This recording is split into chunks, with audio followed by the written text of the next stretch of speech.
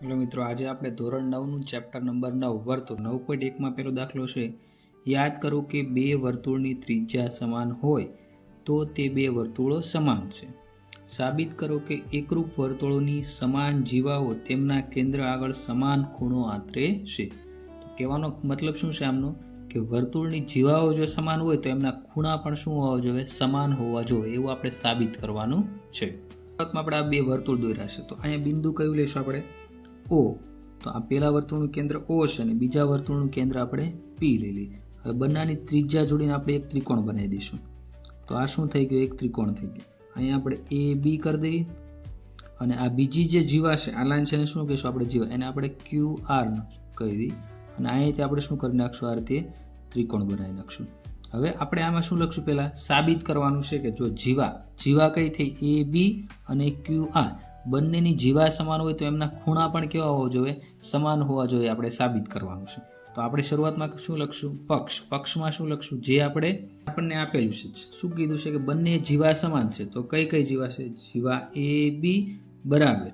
તો એ બી જીવા અને બીજી કઈ જીવા? Q R. આ બંને જીવા કેવી છે? સમાન. તો એ બી બરાબર ક્યુ આર થશે. હવે સાધ્ય, પક્ષ, સાધ્ય અને સાબિતી. સાધ્યમાં આપણે જે સાબિત કરવાનું હોય તો આપણે શું લખવાનું છે? ખૂણા. બે ખૂણા કેવા હોવા જોઈએ? સમાન. તો અહીંયા ખૂણો ઓ છે અને ખૂણો પી છે, બંને કેવા હોવા જોઈએ? સમાન. તો સાધ્યમાં આપણે લખશું ખૂણો ઓ બરાબર ખૂણો પી. તો પક્ષમાં શું લખશું? આપણને જે શરત આપી હોય એ શરત લખવાની. સાધ્યમાં શું લખવાનું? જે આપણે સાબિત કરવાનું છે. અને હવે આપણે એની શું કરવાનું છે? વિસ્તૃત આપણે સાબિતી એની આપવાની છે. તો હવે આપણે પહેલા જોઈ લઈએ. તો બે ત્રિકોણ બને છે, એ ઓ બી, ક્યુ પી આર. હવે જો ઓ થી એ લઈને એ શું છે? વર્તુળની ત્રિજ્યા છે. અને ઓ થી બી લઈને એ વર્તુળની ત્રિજ્યા છે. બીજું વર્તુળ ઓ થી ક્યુ લઈને અને પી થી આર લઈને એ શું છે? ત્રિજ્યા. હવે વર્તુળ સમાન છે તો ત્રિજ્યા શું હોવાની? સમાન જ હોવાની. તો આમાં તે ત્રિજ્યા કેવી હશે? સમાન હશે. તો આપણે લખી શકશું સાબિતીમાં બે ત્રિકોણ બને છે. પહેલો કયો ત્રિકોણ? ત્રિકોણ એ ઓ બી. જો એ ઓ બી. અને બીજો સામે કયો ત્રિકોણ બને છે? ક્યુ પી આર. ત્રિકોણ ક્યુ પી આર માં હવે જો આપણે સાબિત શું કરવાનું છે? કે બંનેની ત્રિજ્યા સમાન હશે. જો ઓ એ ત્રિજ્યા છે એટલી ત્રિજ્યા કઈ હશે? ક્યુ પી હશે અથવા પી ક્યુ હશે. તો આપણે લખી શકીએ ઓ એ બરાબર શું થશે? ક્યુ પી. બરાબર. હવે ઓ થી લઈને બી જેટલી ત્રિજ્યા હશે એટલી ત્રિજ્યા કઈ હશે? P R. તો ઓ થી O B is equal to શું આવશે? P R. અને આ બંને શું છે? ત્રિજ્યા પણ છે અને બીજું શું છે? ત્રિકોણની બાજુ પણ છે. તો આપણે શું લખશું? આ બા એટલે બાજુ. અને આ ઓ બી પણ શું છે? ત્રિજ્યા છે. અને પી આર એ ત્રિજ્યા છે. તો આપણે અહીં ત્રિજ્યા લખી શકશું અને બાજુ એટલે બા થશે. હવે બીજું શું કીધું છે? કે આપણને જીવા કેવી કીધું? એકરૂપ વર્તુળની જીવાઓ સમાન હોય. તો આ બંને વર્તુળની જીવા કઈ થી? જીવા એ બી અને જીવા ક્યુ આર. તો એ છે શું છે? સમાન હશે. તો શું લખશું? એ બી બરાબર શું લખશું આપણે? Q R. અને અહીંયા શું લખશું આપણે? બાજુ છે ને, આખી બાજુ. જો આ જીવાએ પણ લખી શકો અને બીજું શું અહીં લખશું આપણે? બાજુ. કેમ કે ત્રિકોણની બાજુ છે. તો સમાન થઈ ગયું. ઓ એ એટલું જ તે કયું થશે? ક્યુ પી. ઓ બી એટલું જ તે કઈ ત્રિજ્યા થશે? P R. અને એ ત્રિકોણની બાજુ છે એટલે આપણે બાજુ લખ્યું. એ બી જીવા છે બરાબર કઈ જીવા થશે? Q R. અને એ ત્રિકોણની બાજુ છે એટલે આપણે બાબા લખી નાખશું. બા શરત થઈ ગઈ. હવે આપણે શું લખશું? ત્રિકોણ એ ઓ બી અને ત્રિકોણ ક્યુ પી આર માં કઈ શરત છે? બા એટલે કે બધી બાજુ સમાન હોય તો ત્રિકોણના ખૂણાના માપ પણ કેવા હશે? શું થશે? સમાન. એટલે કે ત્રિકોણ એ તે શું થઈ જશે? સમાન.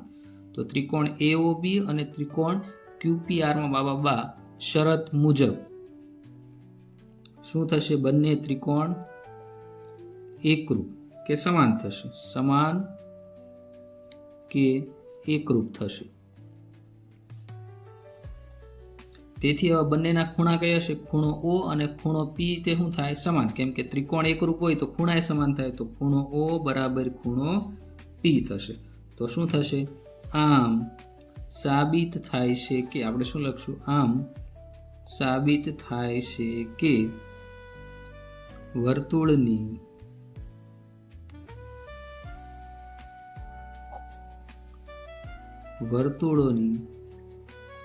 જીવા સમાન હોય, શું હોય? જીવા સમાન હોય તો વર્તુળના કેન્દ્ર પાસેનો ખૂણો, કેન્દ્ર પાસેના ખૂણાઓ પણ કેવા હોય છે?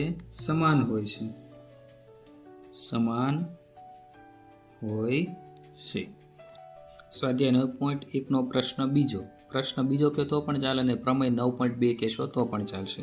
સાબિત કરો એકરૂપ વર્તુળની જીવાઓ તેમના કેન્દ્ર આગળ સમાન ખૂણા આંતરે તો જીવા સમાન છે. મિત્રો તો આમાં શું કીધું? આગળ શું કીધું? જીવા સમાન હોય તો ખૂણા સમાન ગોતવાના, અને આમાં શું સાબિત કરવાનું? કે ખૂણા સમાન છે તો જીવા સમાન કરો. બેયમાં ઉલટા પ્રશ્ન કરી નાખ્યા. ચાલો આપણે સાબિત કરશું. આપણે બે વર્તુળ દોરી લીધા અને બંનેની ખૂણા લખીને ત્રિકોણ દોરી નાખ્યા. તો આ કેન્દ્ર બિંદુ છે ને આપણે આગળની આકૃતિમાં આપ્યું થયું ઓ કહી દઈશું, અહીંયા જીવા એ બી કહી દઈશું, આ પી કહી દઈ વર્તુળનું કેન્દ્ર, અહીંયા શું થઈ ગઈ? ક્યુ અને આર કહી દઈ. હવે આપણે પહેલા શું લખશું?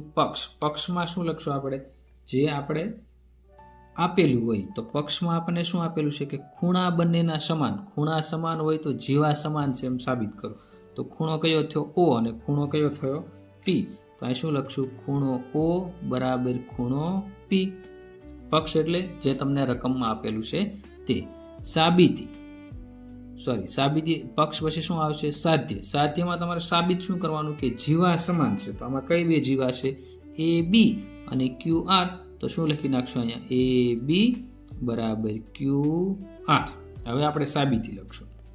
સાબિતી તો મિત્રો આમાં બે ત્રિકોણ બને છે. જો ત્રિકોણ ઓ એ બી, તો અહીં લખશું ત્રિકોણ ઓ એ બી. અને બીજો કયો ત્રિકોણ છે? કયો ત્રિકોણ બને છે? ક્યુ પી આર. તો લખી નાખશું આપણે ત્રિકોણ ક્યુ પી આર. તો આ બંનેનો આપણે શું લેવાનો છે? આધાર લઈને આપણે સાબિત કરવાનું. માં હવે જો ઓ એ ત્રિજ્યા છે અને બંને શું હશે? ઓ એ જેટલી ત્રિજ્યા છે એટલી ત્રિજ્યા કઈ હશે? પી ક્યુ, કેમ કે આ એકરૂપ વર્તુળો છે. તો આપણે શું લખશું? અહીં ઓ એ બરાબર શું થશે? ક્યુ પી અથવા પી ક્યુ, કેમ કે આ બંને શું છે? ત્રિજ્યા. તો અહીં લખશું આપણે ત્રિજ્યા, અને ત્રિકોણની શું થઈ? બાજુ થઈ. તો આપણે બા લખશું. બીજી કઈ ત્રિજ્યા છે? ઓ બી બરાબર કઈ ત્રિજ્યા થશે? આ પી આર. તો શું લખશું? પી આર, અને એ વર્તુળની શું છે? ત્રિજ્યા, અને ત્રિકોણની બાજુ એટલે બા આવશે. હવે જો બંને બાજુ સમાન હોય તો આ ખૂણો શું હશે? સમાન હશે. તો આપણે શું લખશું? ખૂણો ઓ. જો અહીંયા ખૂણો ઓ બરાબર કયો થશે? ખૂણો પી. તો શું લખશું અહીંયા આપણે? ખૂણો, અને શરતમાં શું આવશે? ખૂ. હવે મિત્રો તમને યાદ આવ્યું કઈ શરત થઈ ગઈ? બા ખૂ બા શરત થઈ ગઈ. બાજુ ખૂણો બાજુ, બાજુ ખૂણો બાજુ. તો આપણે શું લખશું? તેથી અહીં ત્રિકોણ એ ઓ બી અને બીજો કયો ત્રિકોણ આપ્યો છે?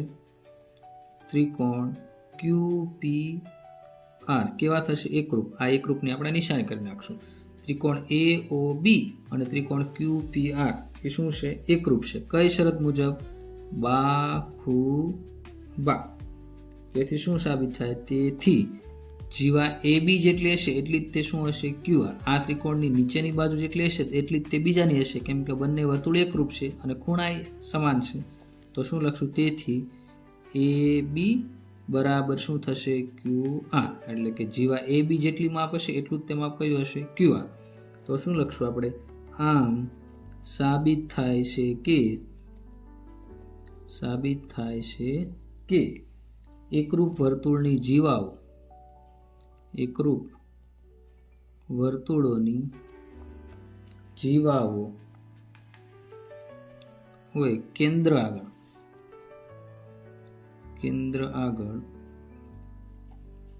જે ખૂણા બનાવે છે, ખૂણા સમાન હોય તો જીવાઓ કેવી હશે?